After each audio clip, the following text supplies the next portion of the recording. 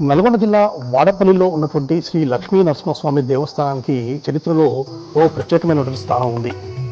ఈ ఆలయం అనేది 6000 సంవత్సరాల క్రితం అగస్త్య మహాముని, అతని సతీమణి అయినటువంటి లోపాముద్ర, వీరిరువురు కలిసి వారికి సంబంధించినటువంటి పూజ కావడిలో శివకేశవుల విగ్రహాలను పెట్టుకొని వారి యొక్క ప్రతిష్ట ఏ ప్రదేశంలో చేయాలి అని చెప్పి సంచరించుకుంటూ వస్తున్న సమయంలో కృష్ణామూసి సంగమ స్థానమైనటువంటి ఈ యొక్క ప్రదేశం వద్దకు రాగానే ఆకాశవాణి అనేది ఒకటి వినిపించడం జరిగింది. ఆ ఆకాశవాణి నుండి వచ్చిన పలుకులు ఏంటంటే, ఇది నాకు అనుకూలమైన ప్రదేశము, ఈ యొక్క ప్రదేశంలో నా యొక్క విగ్రహాన్ని ప్రతిష్ఠించండి, ఆలయాన్ని నిర్మించండి అని చెప్పేసి కూడా అగస్త్య మహామునికి ఆ యొక్క ఆకాశవాణి నుండి పలుకులు అనేవి రావడం జరిగింది.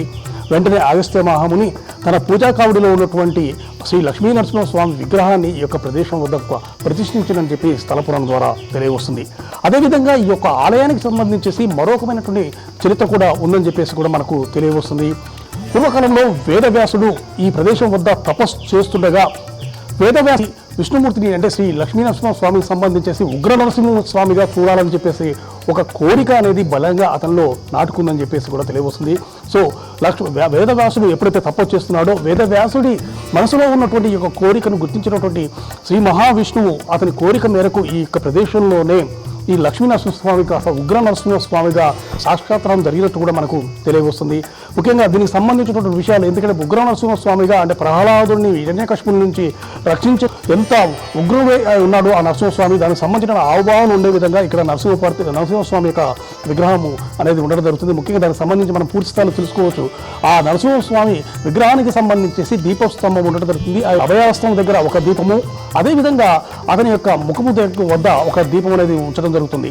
సో ఈ దీపానికి సంబంధించేసి అభయాస్తం దగ్గర ఉన్నటువంటి దీపం అనేది నిశ్చలంగా ఉంటూ ఉండడం జరిగింది. అదేవిధంగా స్వామివారికి సంబంధించేసి ముఖం వద్ద ఉన్నటువంటి ఆ దీపం అనేది ఉచ్ఛ్వాస నిశ్వాసాలకు సంబంధించి అటు ఇటు కదలాడుతున్నటువంటి పరిస్థితి క్లియర్గా కనపడుతూ ఉండడం జరుగుతుంది. సో ఈ యొక్క దృశ్యాన్ని వీక్షించినటువంటి వేదవ్యాసుడు కూడా ఎంతో తన్మయత్వానికి లోనటువంటి పరిస్థితి నెలకొందని చెప్పేసి కూడా పురాణాల ద్వారా తెలియవస్తుంది. ఇప్పటికీ కూడా ఈ ఆలయానికి సంబంధించినటువంటి విశిష్టత ఏంటంటే, స్వామివారికి సంబంధించినటువంటి ఉచ్ఛ్వాస నిశ్వాసాలు అనేవి ఈ యొక్క ఆలయంలో కనిపిస్తూ ఉండడం, మనం ప్రత్యక్షంగా ప్రజెంట్గా వెళ్ళి చూసినా కూడా అదే పరిస్థితి ఎప్పుడూ కూడా కనబడుతున్న పరిస్థితి ఉండదు. స్వామివారి ముఖం వద్ద ఉన్నటువంటి ఆ యొక్క దీపం అనేది అటు ఇటు కదలాడుతూ అంటే స్వామివారి ఉచ్ఛ్వాస నిశ్వాసం తెలియజేస్తుంది. అదేవిధంగా ఆ స్వామివారికి సంబంధించి అభయస్థం వద్ద ఉన్నటువంటి దీపం అనేది నిశ్చలంగా ఉంటూ ఉండడం జరిగింది. సో ఉచ్ఛ్వాస నిశ్వాసాలకు నిలయమైనటువంటి కేంద్రంగా ఈ యొక్క ఆలయం అనేది బాసిల్తూ ఉండడం జరిగింది.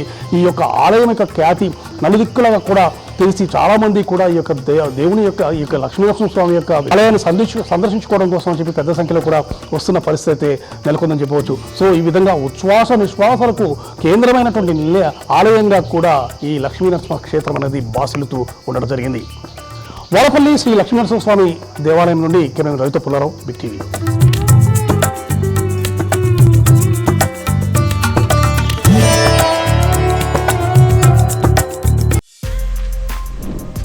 For more videos like this, subscribe Big TV channel.